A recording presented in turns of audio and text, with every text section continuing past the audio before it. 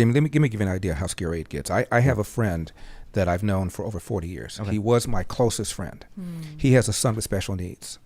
And he's convinced that Donald Trump, quote, mocked a disabled reporter. There was a poll in 2016 before the election. The number one reason likely voters gave for not wanting to vote for Donald Trump is because he allegedly mocked a disabled reporter. Yeah. The story was because Donald Trump said there were people who were cheering the fall of the Twin Towers. And to be sure, there was a reporter who wrote a story about that.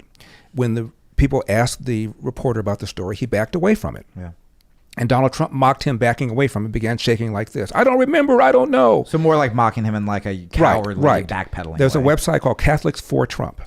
And there are several videos where Donald Trump has used that gesture to mock himself, to mock an able-bodied person. And furthermore, the reporter in question, his name is Serge Kowaleski, doesn't go like this. Right. He has an atrophy, he has some sort of disease. He has an atrophied arm, but he doesn't shake like this. He speaks very calmly and very evenly. So he wasn't even doing an impression of him. And I sent my friend a 3-page letter, Jamie, with a link to Catholics for Trump to show him that he's wrong. Yeah. And my friend, by the way, had a perfect score in his SAT, close to a perfect score in his LSAT. He's brilliant. And it didn't matter. And I had an epiphany. I found out that people who hate Donald Trump did not want to unhate him. It had nothing to do with intelligence. It was all emotion. And this guy was invested in disliking Donald Trump, invested in this story. It is not true. So I have a question. You are, and we ended our friendship. He ended it. So what I was going to say, what I respect you for that interaction is you reached out, right? And you tried, and you wrote the 3-page letter. So I guess my question is, I've known you for a half an hour, or however long. Seems longer. Yeah, seems a lot longer. Fake news, everybody. I've been pitching them bits, and you seem like you've been very kind and intelligent, and I've learned things. My question is then, how does someone, and this is like an honest question, is how would you, if we're trying to avoid civil war, which seems like, I don't know, a priority, how do you, especially as like a public figure, kind of try to not turn into that same tribalized left? How can you, or is it even your responsibility, try to get your fans to reach out? Right. But he's not.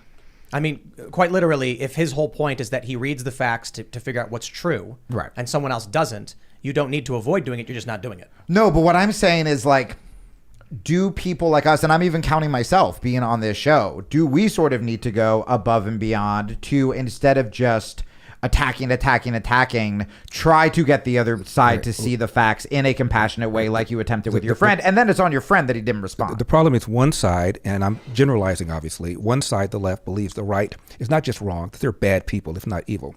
We believe, or at least I believe, people on the left are ill-informed and need to be better educated. But I don't dismiss them as evil, bad people. I have a recent friend, left is all get out, name is Jackie. Yeah.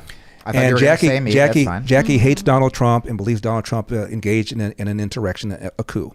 So I sent her an article written by Alan Dershowitz, who is a left-wing professor, voted twice for Obama, but been very fair and very even on this issue. I do know. And he talked about the 9/11 committee, how unfair it was, how one-sided it was, that Donald Trump in his speech said, I want you to patriotically and peacefully go over and make your voices heard. On and on. Very, very well argued. I sent it to her, texted to her. Yeah. She texts back right away and says, this is garbage. And I wrote back and I said, you could not have possibly read it in that time that you text back to me. So she refused to even read the information. What do you want me to do? Open a window and just start yelling out of the window? Liberals are very fast readers. This is where I want to push back. I think this is a mistake that the right often makes. The saying is, the right thinks the left is ill-informed, the left thinks the right is evil. In fact, I think the left is the example of the banality of evil. And it doesn't matter if it's left or right, any kind of historical context. Let's just call it blue and red or A and B. Right. Whatever it is, when you've got libertarians, post-liberal, disaffected liberal, conservative, Republican, whatever, on one side, disparate ideologies, people disagree, having a conversation, and then you have people who are driven by emotion, won't even bother to read the facts. You're dealing with a cult. You are dealing with the banality of evil. They are engaging in evil actions to evil ends for no specific reason. They don't need to have intent. If a person is, if a person grabs a weapon and thinks they're a good guy, and actually I'll tell you a story right now. There's a viral story where a guy murdered his neighbors because he said they were using telepathy to mind control him. yeah, he's crazy. He committed an evil act, but his intent was skewed by nonsense. That doesn't change the fact that what he did was evil. So I'm not going to call them ill-informed. I'm going to say they're engaged in outright evil.